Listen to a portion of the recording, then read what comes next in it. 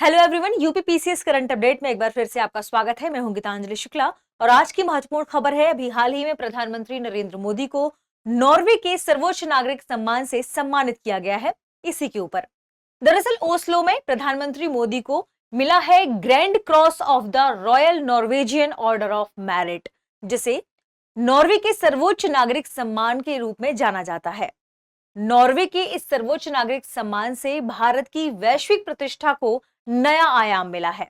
तो आज के सेशन में हम इन्हीं बिंदुओं पर चर्चा करेंगे।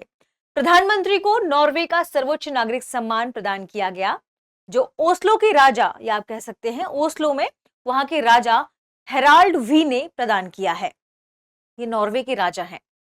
यह नॉर्वे का सबसे बड़ा सर्वोच्च नागरिक सम्मान है और प्रधानमंत्री नरेंद्र मोदी को मिलने वाले अंतर्राष्ट्रीय सम्मान में से ये 32वां है। यानी प्रधानमंत्री मोदी को 32वां अंतर्राष्ट्रीय सम्मान मिला है। तो इसी के इर्द गिर्द क्या महत्वपूर्ण खबरें हैं, ये इतना इंपॉर्टेंट क्यों हो जाता है, आज के सेशन में हम इन्हीं बिंदुओं पर चर्चा करेंगे। देखिए, किसी भारतीय प्रधानमंत्री का नॉर्वे जो दौरा है यह 43 वर्षों के बाद हुआ है, इसलिए यह दौरा और महत्वपूर्ण हो जाता है। इसके अलावा नॉर्वे ने कई महत्वपूर्ण पहलुओं पर भारत के साथ एक साथ मिलकर काम करने की बात भी कही है। यानी अगर हम दोनों देशों के सहयोग क्षेत्रों की बात करें तो ग्रीन स्ट्रेटेजिक पार्टनरशिप पर दोनों ने जोर दिया है और आगे दोनों इस पर काम करेंगे, इस बारे में उन्होंने कहा है। सहयोग के क्षेत्रों में और क्या क्या शामिल है, तो स्वच्छ ऊर्जा, ग्रीन शिपिंग, ब्लू इकोनॉमी को बढ़ावा देना, आर्कटिक रिसर्च आदि विषय रहे हैं जिन पर दोनों देशों ने आपस में साथ सहयोग काम करने की बात कही है। ये उनके सहयोग के क्षेत्र के रूप में शामिल है। भारत और नॉर्वे के रिश्तों को मजबूत करने के लिए यह सम्मान प्रदान किया गया है भारतीय प्रधानमंत्री नरेंद्र मोदी जी को। समझते हैं इंपॉर्टेंट फैक्ट को। तो भारत के प्रधानमंत्री को grand Cross of the Royal Norwegian award of merit से सम्मानित किया गया। यह नॉर्वे के राजा किंग हेराल्ड वी ने ओस्लो में आयोजित विशेष सम्मान समारोह में उन्हें प्रदान किया है। ठीक है, समझते हैं इसके संदर्भ में। यह सम्मान नॉर्वे द्वारा विदेशी राष्ट्राध्यक्षों, सरकार प्रमुखों को दिया जाने वाला सर्वोच्च सम्मान है और प्रधानमंत्री मोदी को यह सम्मान भारत नॉर्वे संबंध को मजबूत करने, वैश्विक नेतृत्व और मानवता के हित में योगदान देने के लिए प्रदान किया गया है। ठीक है, यह प्रधानमंत्री मोदी को मिला 32वां अंतर्राष्ट्रीय सम्मान है और यह सम्मान उनकी 5 देशों की जो विदेश यात्रा है उसी के दौरान प्रदान किया गया है। अब आप कमेंट सेक्शन में बताइए कि प्रधानमंत्री मोदी की जो 5 दिवसीय यात्रा है उन देशों के विजिट करने का क्रम क्या है। पहले नंबर पर यूएई था, यूनाइटेड अरब अमीरात। दूसरे नंबर, तीसरे, चौथे और 5वें नंबर पर कौन से देश हैं क्रमशः, आपको कमेंट सेक्शन में बताना है। बात करें नॉर्वे की अवस्थिति के बारे में, तो यह एक स्कैंडिनेवियाई कंट्री है। स्कैंडिनेवियाई देशों की जब हम बात करते हैं उसमें नॉर्वे भी शामिल हो जाता है।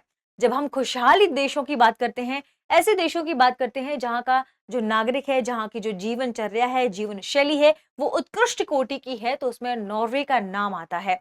नॉर्वे सबसे खुशहाल देशों की श्रेणी में शामिल देश में से एक है और वहां की जीवन शैली बहुत ही बढ़िया, बहुत ही उत्कृष्ट कोटि की मानी जाती है लोगों के लेवल पर। बात करें तो वह प्राकृतिक लिहाज से बहुत ही सुंदर देश है।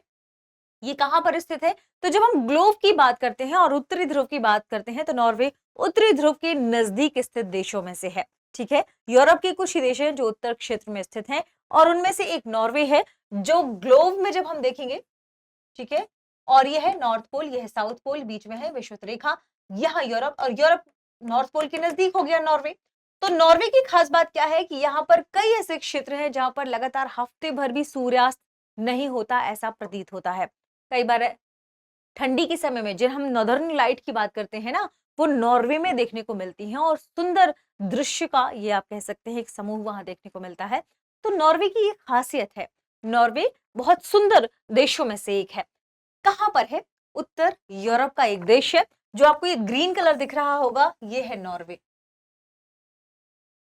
अब हम बात करते हैं नॉर्वे किन किन देशों के साथ अपनी सीमा साझा करता है। ठीक है, तो नॉर्वे अपने पूर्वी हिस्से में ये स्वीडन के साथ सीमा साझा करता है। पूर्वी हिस्से से ही ये रशिया के साथ भी सीमा साझा करता है और अपने पूर्वी, देखिए ये छोटे छोटे स्थान इंपॉर्टेंट हो जाते हैं। तो रशिया कहां पर है, ये जो बाउंड्री आप देख रहे हैं ये रशिया के साथ है। ये जो बाउंड्री आप देख रहे हैं ये फिनलैंड के साथ है। तो ये फिनलैंड के साथ, रशिया के साथ और स्वीडन के साथ अपनी सीमा साझा करता है। ठीक है, नॉर्वे। नॉर्वे के बारे में ध्यान रखिएगा कि अपने पश्चिमी हिस्से में अटलांटिक ओशन, पश्चिमी हिस्से में इसके अटलांटिक ओशन है, लेकिन नॉर्वेजियन सी भी यहाँ पर स्थित है। तो पूरा हिस्सा तो अटलांटिक ओशन का है, लेकिन यहाँ नॉर्वेजियन सी वाला हिस्सा है। ठीक है, ये ध्यान रखिएगा, छोटी छोटी इंफॉर्मेशन है इसके लिहाज से। और जैसे ही आप इसके दक्षिण हिस्से में आएंगे तो यहाँ पर ये नॉर्थ सी है। क्या है?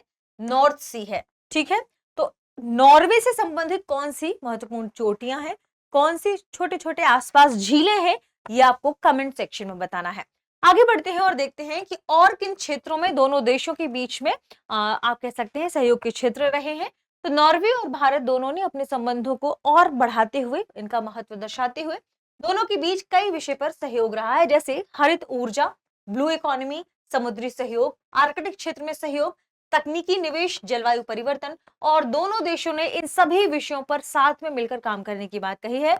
खास तौर पर ग्रीन स्ट्रेटेजिक पार्टनरशिप को लेकर, ग्रीन स्ट्रेटेजिक पार्टनरशिप पर दोनों देशों ने आगे साथ में बढ़कर सहयोग करने, इसे आगे बढ़ाने के पर जोर दिया है। इसके अलावा नॉर्वे ने भारत की Indo Pacific ocean initiative, Indo Pacific ocean initiative पर भी साथ मिलकर आकर काम करने की बात कही है। यानी हिंद प्रशांत क्षेत्र में जो भारत ने अपनी पहल शुरू की थी, ठीक है, उस पर आगे आने की बात कही है। देखिए, जब हम बात करते हैं ना इंडो पैसिफिक ओशन इनिशिएटिव की, तो ये भारत सरकार ने 2019 में शुरू की थी, और इस पर अब नॉर्वे भारत के साथ आकर काम करने की लिए क्या हो गया है, मान गया है। ठीक है, तो इसका शॉर्ट फॉर्म क्या है? IPOI। IPOI की शुरुआत भारत ने 2019 में की। इसका उद्देश्य क्या था?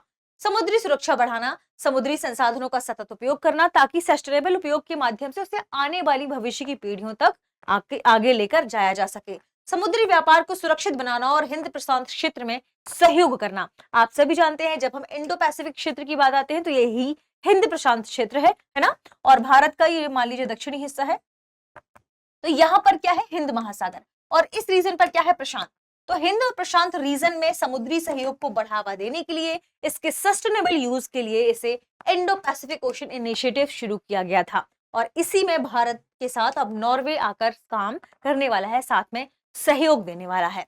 बात करें और कौन से क्षेत्र है, तो व्यापार और निवेश को लेकर दोनों देश आपस में काम करेंगे। तो भारत और यूरोपीय मुक्त व्यापार संघ, यानी हम बात करते हैं जब यूरोप के साथ जो हमने फ्री ट्रेड एग्रीमेंट किया है, फ्री ट्रेड एग्रीमेंट का मतलब होता है कि बहुत कम बैरियर रखना।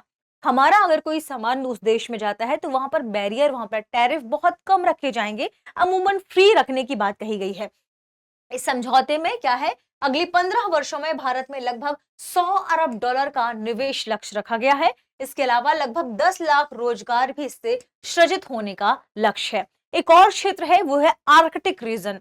ठीक है, तो आर्कटिक रिसर्च को भी आगे बढ़ावा देने के लिए एक और सहयोग है, अंतरिक्ष एवं आर्कटिक सहयोग, जिसमें इसरो और नॉर्वेजियन स्पेस एजेंसी, इन दोनों के बीच समझौता हुआ है, जिससे दोनों देश अंतरिक्ष के लेवल पर भी अब काम करने वाले हैं, जिसमें जलवायु परिवर्तन पर अध्ययन होगा, आर्कटिक अनुसंधान होगा, पर्यावरण संरक्षण को लेकर दोनों देश आपस में काम करेंगे, साथ में अंतरिक्ष विज्ञान में दोनों सहयोग भी बढ़ाएंगे। तो इसरो और नॉर्वेजियन स्पेस एजेंसी आपस में मिलकर काम करने वाली है भविष्य में।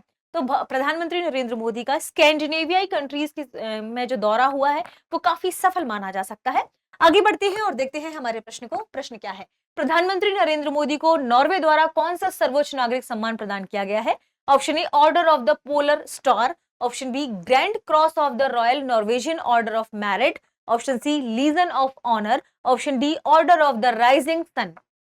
इस प्रश्न का सही जवाब कमेंट सेक्शन में देना ना भूलें। मिलते हैं अगले वीडियो में। इसके अलावा आप ये भी बताइए कि स्वीडन में उन्हें किस अवार्ड से सम्मानित किया गया है। शुक्रिया। अब एग्जाम की तैयारी को और बेहतर करने के लिए हमारे चैनल को लाइक, शेयर और सब्सक्राइब करना ना भूलें।